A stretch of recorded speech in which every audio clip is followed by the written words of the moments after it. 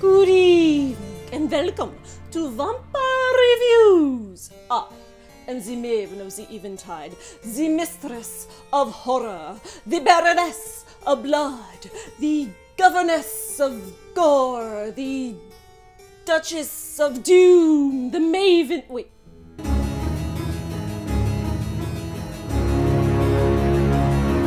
The year was 2006, a precious 2 years before the world would be consumed by vampire mania that was triggered by the first Twilight film.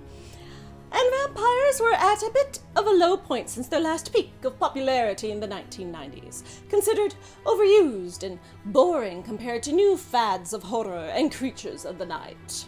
It had been a couple years since Buffy and Angel went off the air, and the only films worth noting since Universal's 2004 remake of its remakes, Van Helsing, were Blade and Underworld sequels.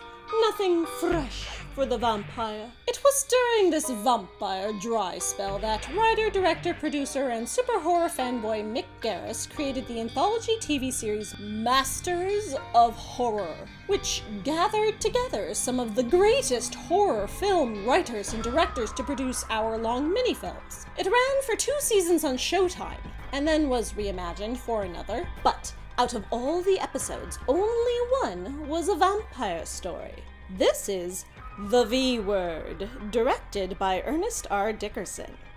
Now, many of the scripts for the episodes were adapted from short stories from famous horror writers or other popular properties, and then directed by famous beloved horror directors like John Carpenter, Tobe Hooper, Dario Argento, Tom Holland.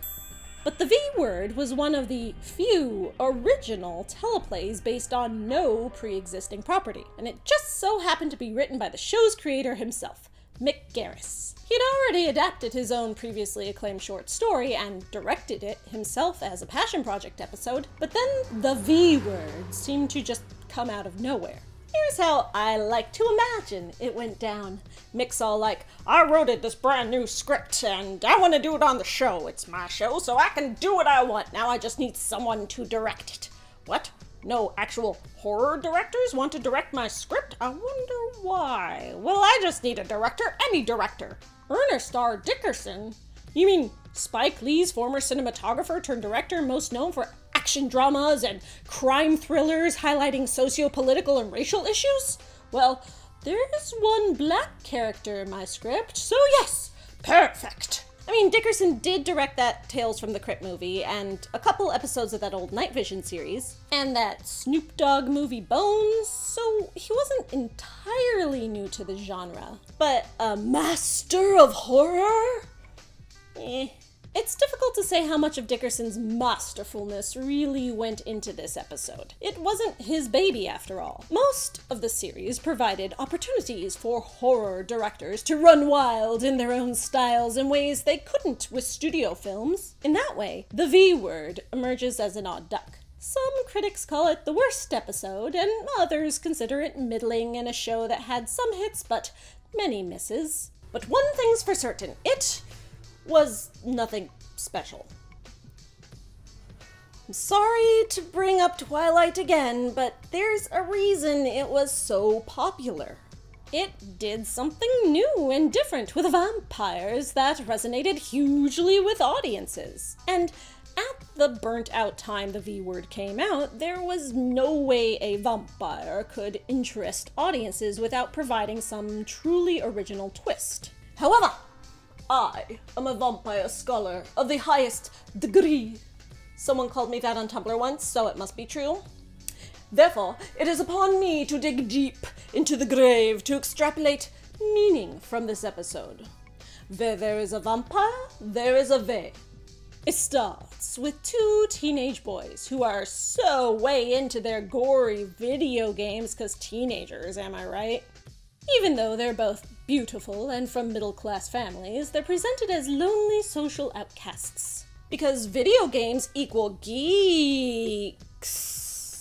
Justin here is having a rough time and feeling unloved because his father's a cliché selfish asshole who dumped his family to run off with his secretary. And Carrie here is picked on by his brothers for not being black enough. So they decide the way to take control of their masculinities, I mean a sense of self-worth, is to break into a funeral home to see a dead body. To stop existing in the fantasy world of zombies or whatever those things are in Doom 3. Doom Cubed?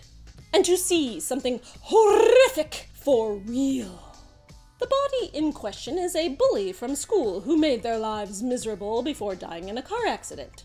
And if they see him lying there all dead and naked and degraded, this will make them real men. I mean, emotionally empowered somehow. It makes sense to them. They're teenagers in a scary movie. They have to be dumb. Now, we've got a whole bunch of white suburban teenager horror film tropes here that harken back to 1980s and early 90s cliches. We'll call it pastiche if we're being generous. But here's a tell that these characters were written by a middle-aged white man nostalgic for that era, because when they go to the funeral home in the middle of the night, Carrie's suspicion game is seriously lacking. He's the reluctant one, but he ultimately goes along with Justin's white kid nonsense way too easily. Maybe that's why his brothers pick on him. Though, it makes me wonder if director Dickerson had any influence over the story at all. I do love the creepy funeral home aesthetic though, and he spends a good chunk of the episode creating suspense and atmosphere as they wander through it in the dark. All funeral homes should be this awesome. But what do they find lurking there but a vampire? He attacks Carrie and Justin escapes. Soon after, Carrie comes home, gets Justin to invite him in, and then attacks Justin. The special effects crew were super proud of their splashy gore here, by the way. Dickerson decided he had to do something unique with the vampires in an otherwise tired and cliche script. So instead of biting with fangs, what they do is rip out an entire chunk of the throat, resulting in some epic wounds and American Werewolf in London homages. No more do we have those dainty little marks. Hey, why is dainty inherently uncool? We want it to be as gory as possible. I mean, who cares about how illogical it is, and there's a good reason why vampires don't traditionally do it this way? It looks cool. This vampire is played by Michael Ironside, as Jack Nicholson, as Mr. Shaney. Get it? 'Cause Lon Chaney existed. Mr. Shaney was a teacher at their school who was a pedophile who preyed on boys their age. Because what's scarier than a vampire? A pedophile vampire. You know, like Nazi zombies. Now, he wants to recruit these two pretty teenage boys to be his vampire minions. But Justin's having none of that. Carrie obeys Shaney, and at first it seems he's under some kind of mind control, but later admits he was just scared. Justin finally gets through to him, though, and they work together to defeat Shaney. Now, why is Justin able to resist his thirst as a vampire, but Carrie is not? It's implied that if he gives in and consumes human blood, he'll devolve to become as evil and bloodthirsty as Shaney. But he valiantly refrains despite the agony of his transformation, whereas Carrie cruelly bites his bestest best friend the second he undies. Is it because Justin has a naturally stronger personality? He's always been the leader, Carrie a follower. Justin's an older sibling to a little sister, whereas Carrie's the younger child picked on by his big mean brothers. The vampire is used here to explore the concept of responsibility.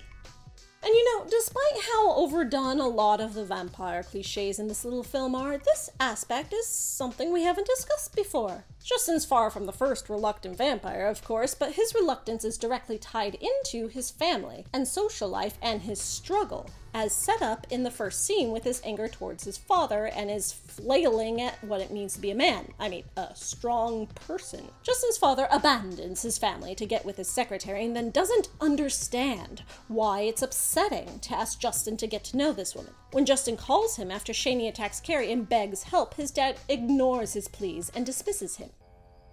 Asshole. Now, putting aside the part where this is a very shallow caricature of a jerk father figure, it is a blatant example of irresponsibility. Justin's mom is less villainous, but irresponsible in different ways. When she comes home from vacation to gruesome bloodstains on the floor and an extremely obviously ill son, she takes no notice of the severity of his condition and accuses him of partying and spilling coke. Partying! The kid we established earlier was such a geek. How woefully blind is this woman? She's clearly not at all engaged in her son's existence. This ties back into the video game metaphor used at the beginning of the episode, with people being so caught up in fake reality that they don't notice the horror of the real world around them. At first, the boys losing themselves in the video games is catharsis for their rough lives. Real problems like jerk dads and brothers and school bullies are tame compared to Doom 3's virtual horror reality. This is paralleled in how, when the horror becomes a real-life problem for them, it makes their previous situation seem like sweet simplicity they took for granted. Justin's mom and sister's blindness to his struggle paints their existence as zombie-like. A family that doesn't truly care about each other. They're as sociopathic as a vampire already. The modern family has lost its sense of humanity. Justin, the vampire, cares more than the average human. Oh, the irony. This episode feels like it was written by someone who wanted more from his mom and had some issues with father figures. Likewise, all we get from Carrie's mom is one voicemail asking if he's spending the night with Justin when he doesn't come home. When her son continues to be missing, we never hear from her again. One phone call and she's done her job as a parent and then forgets about him. Is it any wonder that the lonely children of these parents would do something so irresponsible as break into a funeral home in the middle of the night as a way to make themselves feel less like losers? When Shaney attacks Carrie, Justin escapes and suffers guilt from leaving his best friend to die. He tries to do something about it afterwards to call for help, but he fails and sort of gives up. Another expression of his lack of responsibility. It is in becoming a vampire that he finally grows to be responsible. Carrie takes Justin to get revenge on his dad, but even though Justin is burning to punish his utterly irredeemable father, he chooses not to do it. Not only would giving into the bloodlust further drive him into vampirism, but his sense of responsibility to his family carries through, despite all love and respect being gone. Carrie kills his dad, and Justin rejects the violent path. Later, when Shaney kidnaps Justin's sister and Justin's desire for blood is stronger than ever, he pushes through the pain and terror represented by this vampo vision effect here and some demonic flashy cutaway images. His sense of righteousness compels Carrie to reject Shaney's influence, and together they slay him and set his sister free. Justin makes sure to give Carrie a solid guilt trip over being a bad BFF, certainly much less of a good friend than Justin himself is. My friend wouldn't do that. Then makes Carrie agree to leave town forever and proceeds to kill himself. And in case the self-sacrificial allegories weren't obvious enough here, he does it by strapping himself down on a cross and letting the holy light of day immolate him. Even though there had been no references at all to Christian vampire tropes being a thing in this universe's lore before this point. There were a few other vampire-y things tossed in, like a joke about garlic and these Nosferatu shadow fingers, which were admittedly pretty cool, but they don't go anywhere or mean anything. If Shaney had these awesome shadow powers, how come he never uses them again after this scene? And if Shaney's already been ripping throats out in the funeral home before the boys come along, why is his scary vampire reveal getting up from under a cadaver sheet? Did he just go take a nap there between victims? These cheesy decisions are examples of why vampires as a horror concept felt tired and played out by 2006. They were so 10 years ago that a lot of people were surprised and really disappointed when the big reveal of the title's V word turned out to be the vampire. They were hoping for something new and unexpected, because seriously, it's 2006. Who even does vampires anymore? And I feel like the showmakers were probably pretty aware of this, considering they called it the V word and then never actually used vampire in the show. Like, they were afraid to even fully admit it's a vampire story. Even the poster showing a sewn-closed mouth emphasizes the inability to speak the word. The obvious connection here is to the L word. Both shows were on Showtime, and Dickerson had even directed an episode of the L word the year before. So the L word is lesbian, but its dual meaning is love. That's a pretty important and powerful statement in a TV show title. So if we're going for statement-making duality, what are some other V words? Voivode, vivisect, velociraptor, virginity? That's often a big one with vampires. And Mick Garris wrote the script for Hocus Pocus, so we know he's got a thing with virgins. But there's no romance in V-word at all, so I don't think it actually applies here. What else? Veins, victim, victory, Voldemort, or something even scarier. Vegan! Just kidding, my mom's cousin's chiropractor is a vegan, but the whole vampires versus vegetarians thing is another played out joke, because vegetarianism is the opposite of eating people, don't you know? And of course this movie goes there. At the same time, it makes a garlic joke when the mom orders vegetarian pizza. But I think there might be something a little more here. Maybe I'm just desperate to reach for anything, but listen to how she says it. Okay, gang, we've got pepperoni and vegetarian, if you're still not eating meat. The implication is that there's a fickleness to vegetarianism. People who go vegetarian to be elitist or whatever, but then cheat and have a juicy burger when they're feeling indulgent. Or perhaps those who judge and harass everyone else around them for being filthy meat eaters. Despite the fact that I've never actually met a vegetarian in the real world like this, there's no denying that the stereotypes exist. The metaphor here is about people trying to be good and failing. About a vampire trying to be good. A vampire who manages to become a better person in a world filled with terrible, disconnected humans. And even though Justin defies the temptation to be bad this time, is a vegetarian vampire who refuses to drink blood, he has the wisdom and insight at the end to realize that, just like those hypocritical vegetarians of legend, he can probably never be perfectly good forever. And the only way to prevent himself from doing evil is to end his existence. He will not be a victim. He will not victimize others. He learns value, verifies virtue, is victorious over vulgar, violent villainy, and violating vices, voracious, and vanquishes himself with valor. Also, he's probably a virgin, because he's a geek who plays video games. Though I'm still stymied by how boys this pretty and well-groomed are supposed to be social outcasts. But his beauty juxtaposes the horror of him being a vampire? Yeah, those qualities are at variance. It's vicissitude. I am the Maven of the Eventide, and did you know that you can get 21 points for Vexedly in Scrabble? If only I had someone to play with. Where did I leave that Castlevania cartridge?